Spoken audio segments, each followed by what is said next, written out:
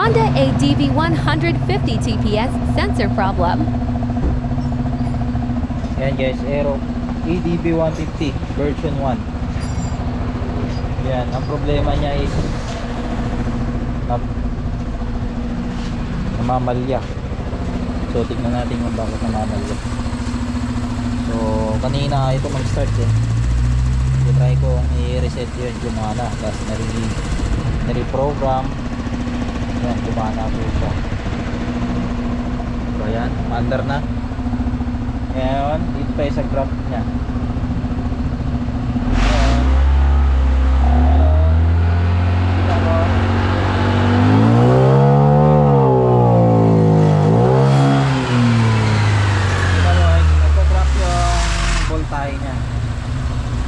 Drop sa yung TPS volt nya, pansinin nyo guys yung TPS volt.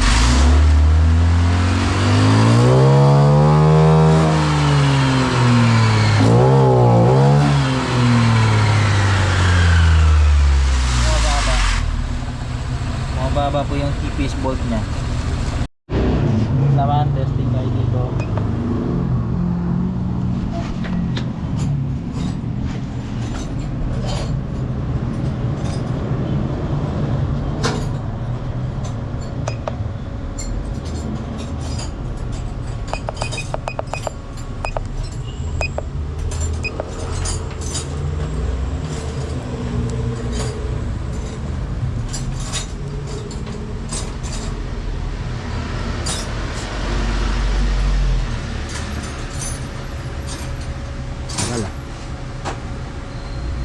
Ayan, punta tayo sa engine dito.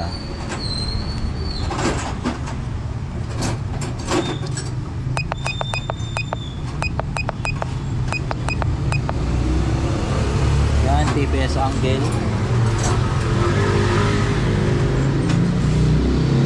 Ayan, bumabagsak po siya guys. Ayan, para pag hindi kayo malito. Ito. Yun, bumabagsak. Oh, ayan oh.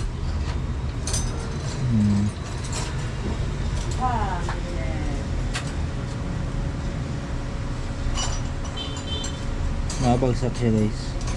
So, yan yung i-repair natin ngayon. Actually, na-reset ko na to, pero ganun pa rin siya. So, palitan na natin. Palitan na natin ito. So ito guys, nakakahalaga ng 2,000 daw ito. Made in Indonesia, galing pang Honda to. So ito po siya. Ito po yung papalitan po natin. Ito yung TPS sensor po niya guys. Yan, bagong bago.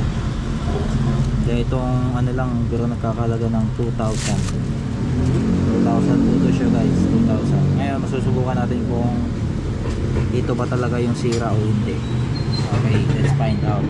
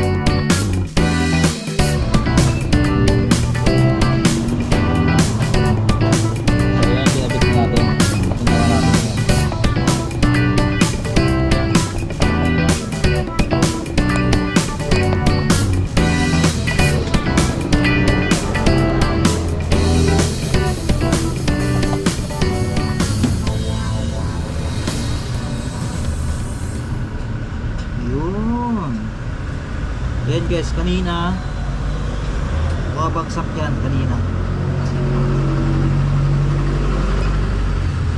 Yan. So ito, sabi ko lang yan. Oh, ayan, di na siya bumabagsak. May goods na siya. So ngayon titignan natin sa graph. Tanda rin natin siya.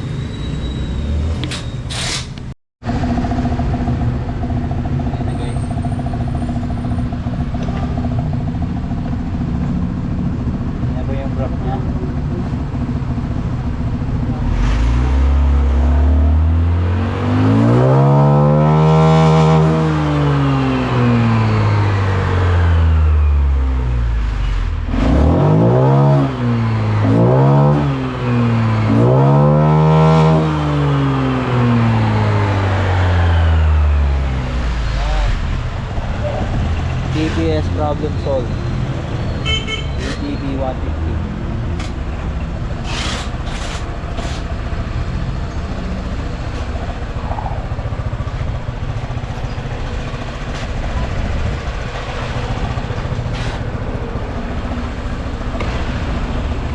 Okay na. Kanina na, kalahati pa lang pugak na kagad eh. Ayan, ang iba po. Pagsa kagad. Ayun.